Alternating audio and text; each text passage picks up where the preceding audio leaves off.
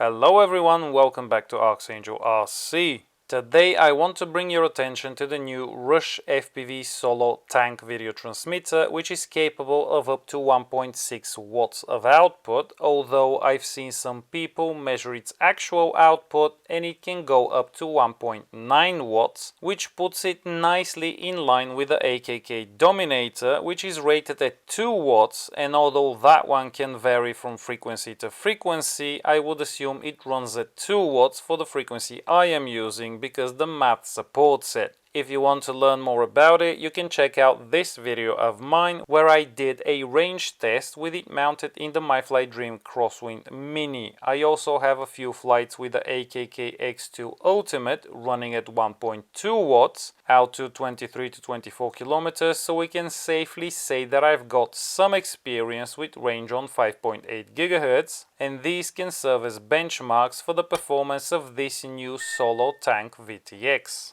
To be honest, I really liked the idea of the VTX being completely encased in aluminum. It did give it a much cleaner and more finished look when you don't have to look at SMD components, provides a lot of surface area for cooling, and also provided ample space for a lot of writing and instructions, which I also absolutely loved. Also gives you a nice flat surface to stick it onto stuff using double-sided pads.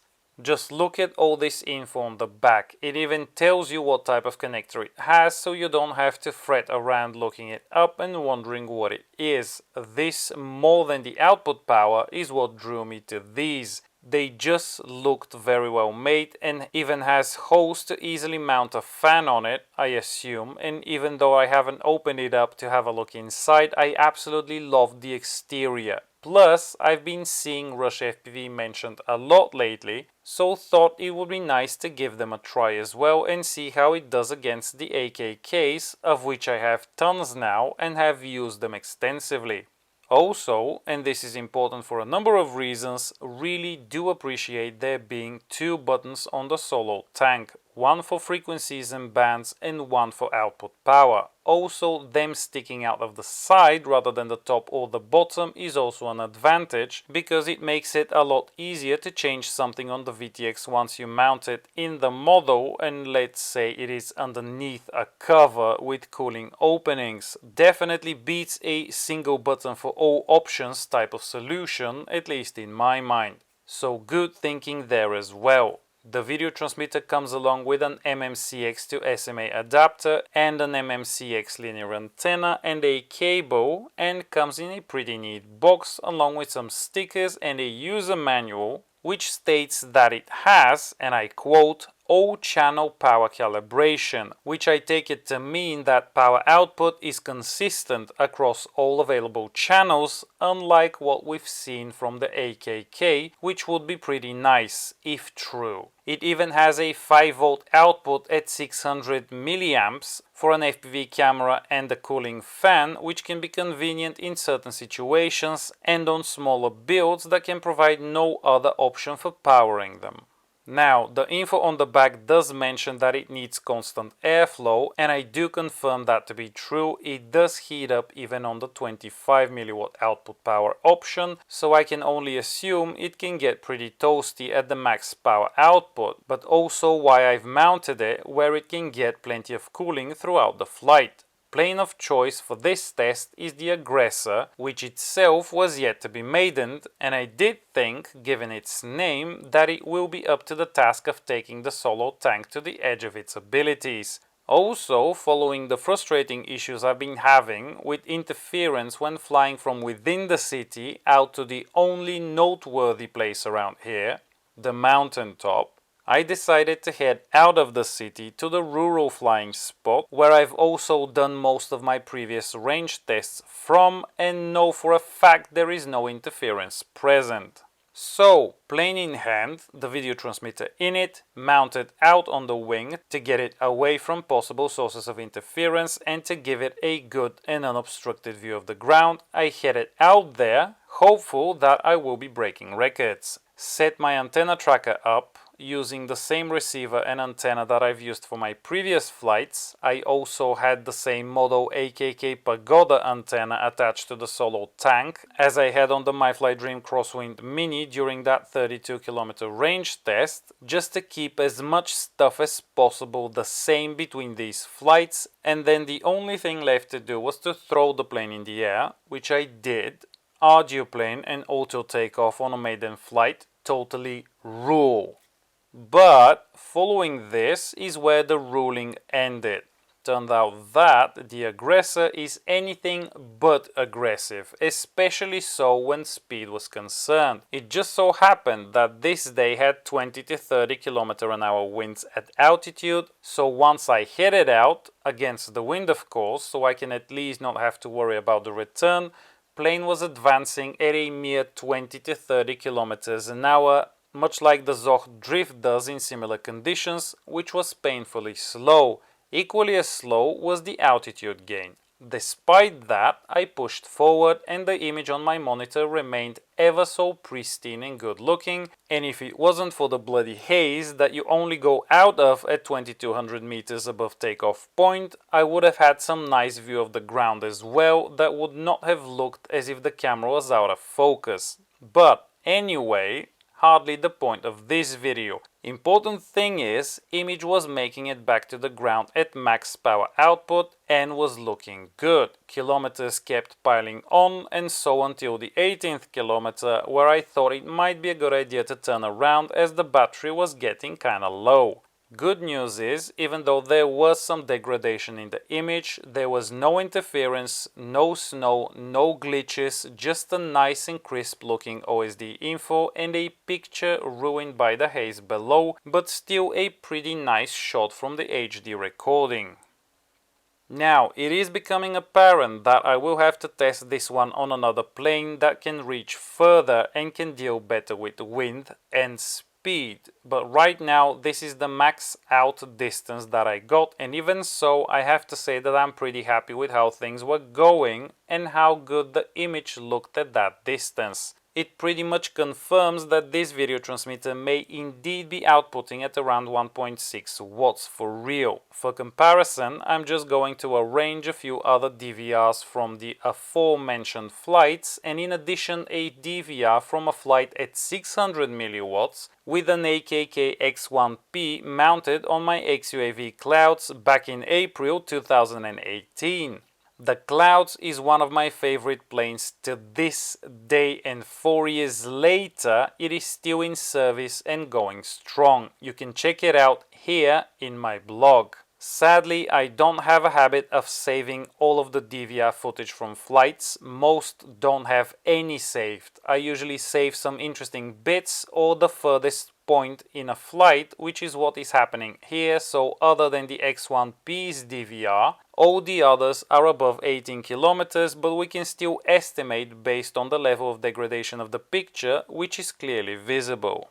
Top right, you can see the AKK Dominator footage at 2 watt output, but also around the 24th kilometer. On the bottom left is the AKK X2 Ultimate running at 1.2 watts on the Zoch Talon GT, but again at just over 20 kilometers, and bottom right is the X1P on the Clouds at 20 to 19 kilometers on the way back, but also at 600 milliwatts. Good news is all of these flights were flown in the same area from the same takeoff point, only in different directions and obviously different times of day. Almost. Dominator and Solo Tank are pretty similar, being close to sundown. Immediately I can see that the OSD letters are the most visible on the Solo Tank recording, which is expected as it is closest and also a good deal more powerful than the 600 milliwatt X1P on the bottom right.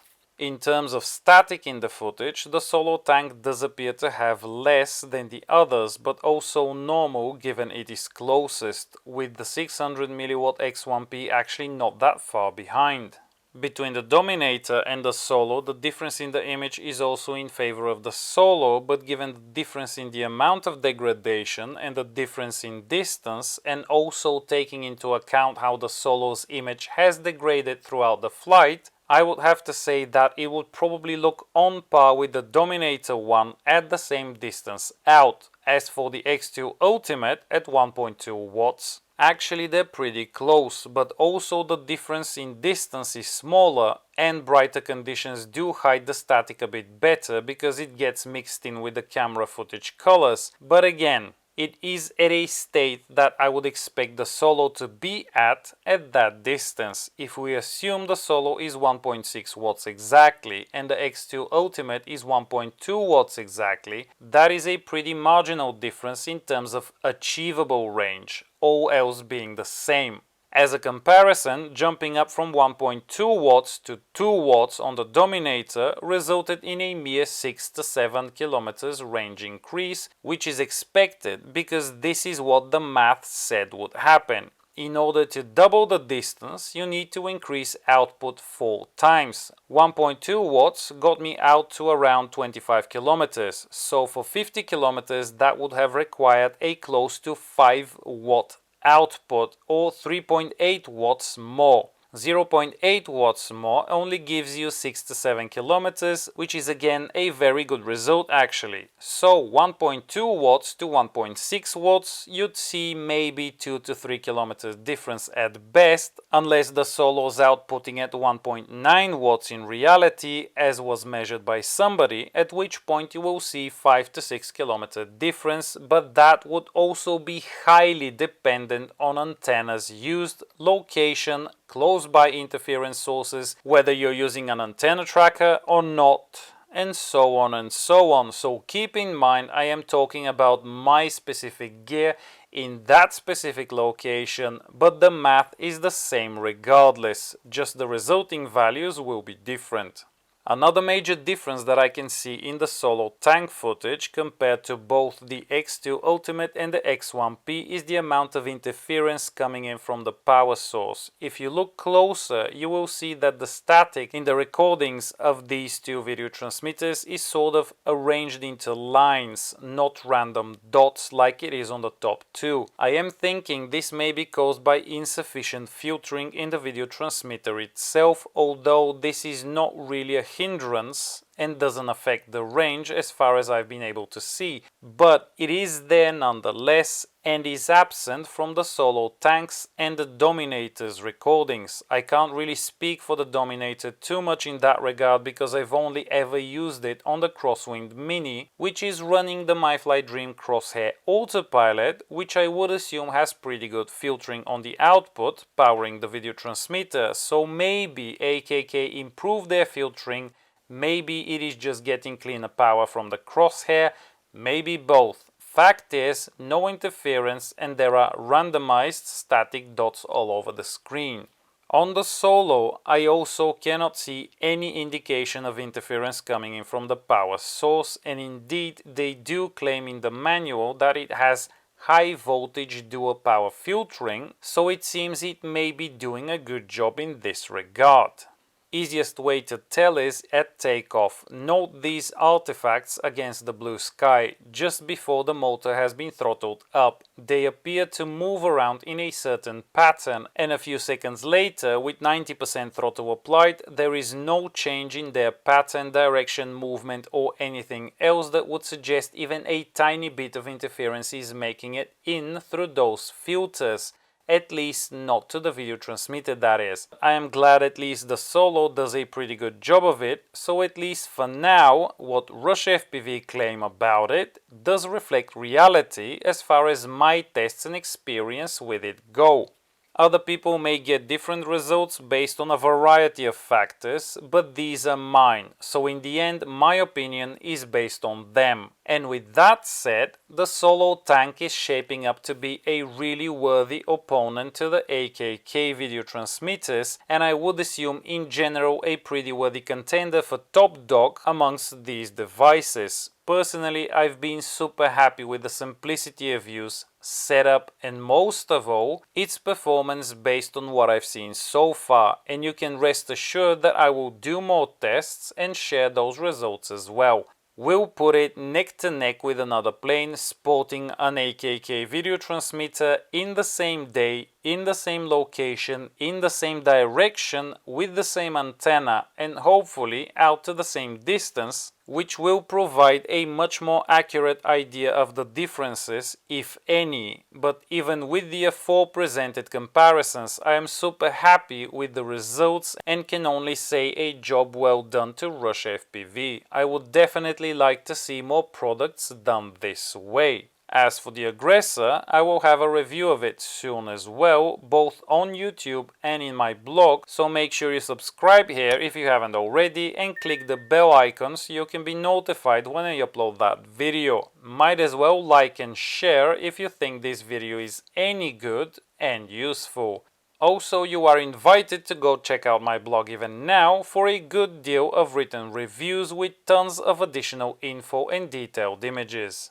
For those interested, I've linked all that I've used in this video in the description below. Those are affiliate links, so no additional cost to you, but it is how I support this channel and my family, so you will have my eternal gratitude should you decide to go through them next time you need to make a purchase. Another way you can support me is Patreon, the link is also there, and I would like to say a big thank you to all the people who have supported me so far in any way and would continue to do so. Happy and safe flying, and I will see you in the next one.